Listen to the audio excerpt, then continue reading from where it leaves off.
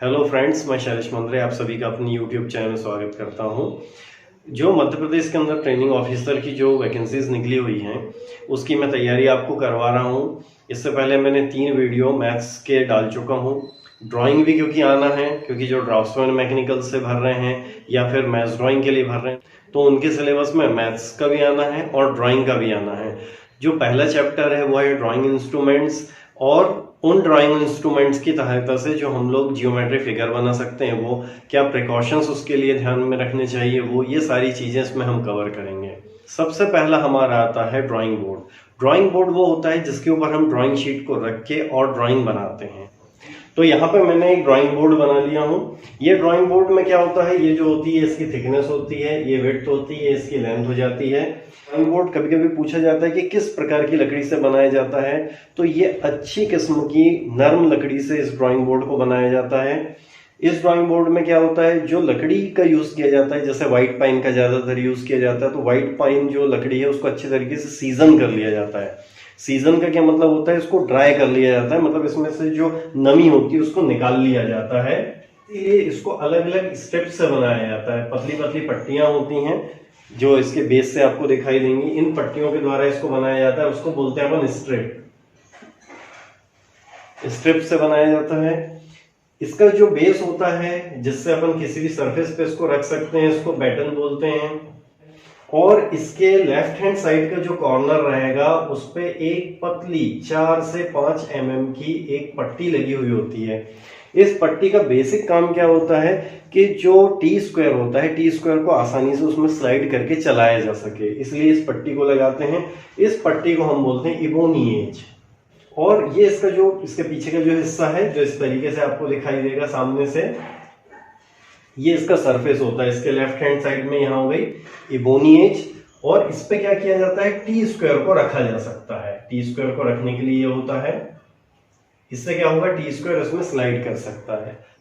SI system में इसके क्या सिंबल होते हैं तो वो हम देख लेते हैं कि जो बोर्ड होता है उसको बी या डी से, B0 D0 इस तरीके से इसको दर्शाया जाता है। इसका जो साइज होता है B0 या D0 का जो साइज होता है वो 1500 mm by 1000 mm by 25 mm।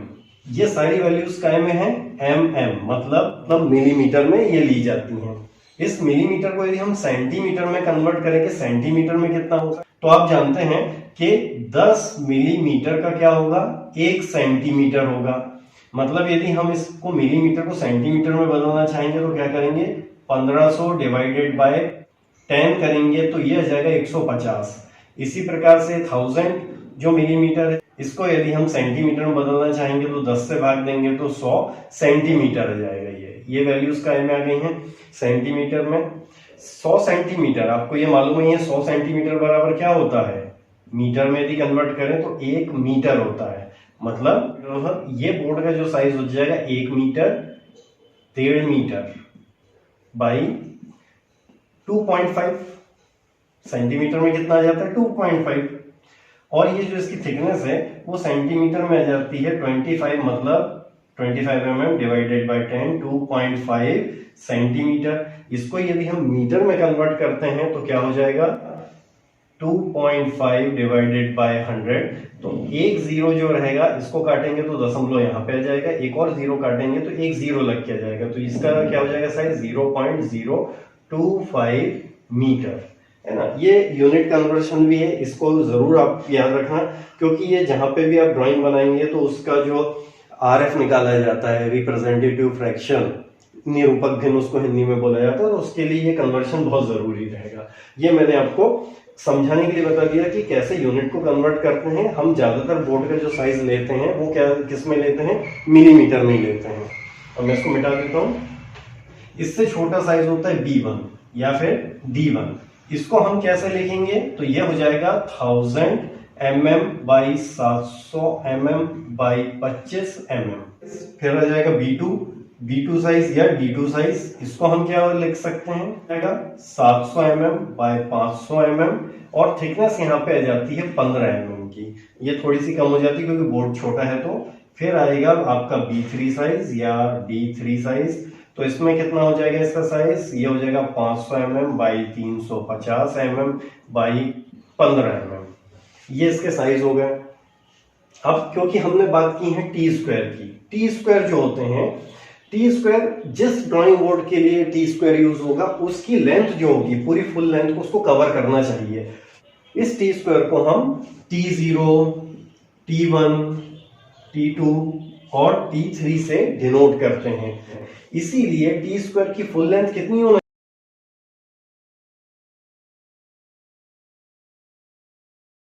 T1 size जो होगा वो 1000 mm का होगा, T2 साइज जो होगा वो 700 mm का होगा और T3 जो साइज होगा वो 500 mm का होना चाहिए। क्वेश्चन पूछा जाता है कि टी स्क्वायर से किस प्रकार की लाइन खींची जा सकती है, तो कैसी लाइन खींची जा सकती है, इससे हॉरिजॉन्टल लाइनें खींची जा सकती हैं और वर्टिकल लाइनें, यदि हम इसके ऊपर में इसको रख देते हैं टी स्क्वायर को तो वर्टिकल लाइनें हम खींच सकते हैं। तो किस प्रकार की लाइनें खींची जाती हैं, हॉरिजॉन्टल और वर्टिकल। हॉरिजॉन्टल को हम बोलते हैं क्षैतिज, वर्टिकल को हम बोलते हैं ऊर्ध्वाधर लाइनें। इनक्लाइन लाइनें तीसरा प्रकार और होता है लाइन का, इनक्लाइन मतलब तिरछी लाइनें जो ना वर्टिकल होगी ना हॉरिजॉन्टल होगी, वो क्या होगी, इंक्लाइन हो सकती है किसी भी एंगल पे, या तो हॉरिजॉन्टल प्लेन से या वर्टिकल प्लेन से। इसके बारे में मैं आपको अगले उसमें बताऊंगा। इस बोर्ड को मैं थोड़ा बड़ा बना देता हूं, इस पे हम टी स्क्वायर को एडजस्ट कर देते हैं। ये टी स्क्वायर हो गया, जैसे इसमें हमने लगा लिए। टी स्क्वायर में जो वर्किंग एज होती है, एक वर्किंग एज होती है, इसकी जो डिग्री आती है टी स्क्वायर से वो 90 डिग्री आती है। टी स्क्वायर का ये कहलाता है हेड, ये हेड कहलाएगा। ये इसकी ब्लेड कहलाएगी, ये जो रहेगी ये क्या कहलाएगी, ब्लेड।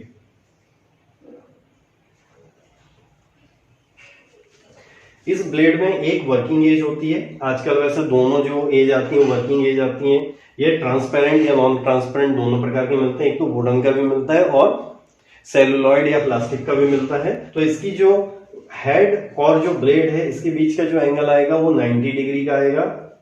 ये क्वेश्चन भी पूछा जा सकता है कि टी स्क्वायर का जो ऊपर का हिस्सा होता है उसको क्या बोलते हैं, तो यहाँ क्वेश्चन मार्क लिखा रहेगा, तो यहाँ पे आपको लिखना पड़ेगा हेड होता है और इसको ब्लेड बोलते हैं। इसके बाद अगली चीज आ जाती है सेट स्क्वायर। सेट स्क्वायर आपने देखे होंगे। सेट स्क्वायर दो प्रकार के आपको मिलते हैं, एक होते हैं 30-60 का, एक होता है 45 का। ये आपने कंपोज जो बच्चों के कंपोज होते थे हमने बचपन में देखे होंगे। इसका जो एक एंगल होता है वो 90 डिग्री का होता है, दोनों में एक एंगल 90 डिग्री का होता है। उसके बाद का इसमें एक एंगल 30 का होगा, एक 60 का होगा। इसमें दोनों एंगल 45 के होंगे, ठीक है। सेट स्क्वायर बोला जाता है, मतलब दो के सेट में ये मिलते हैं। इनके कॉम्बिनेशन से हम लोग किसी एंगल पे लाइनें खींचते हैं। कैसे खींचेंगे, तो जैसे हमें 90 डिग्री की लाइन खींचना है तो हम कोई भी एक जो सेट स्क्वायर है उसको सीधा रखेंगे तो 90 डिग्री की मतलब वर्टिकल लाइन हम इससे खींच सकते हैं। यदि 45 डिग्री की खींचना है तो हम ऐसा खींच सकते हैं इसमें। यदि हम बात करें कि यदि हम 30-60 का यूज कर रहे हैं तो इस तरीके से यदि हम इसको 30-60 वाले को रखेंगे इस तरीके से तो यहाँ पे 60 डिग्री की लाइन खींच रही है, जबकि यदि हम इसको ऐसा रख देंगे तो 30 डिग्री की लाइन खींच सकती है।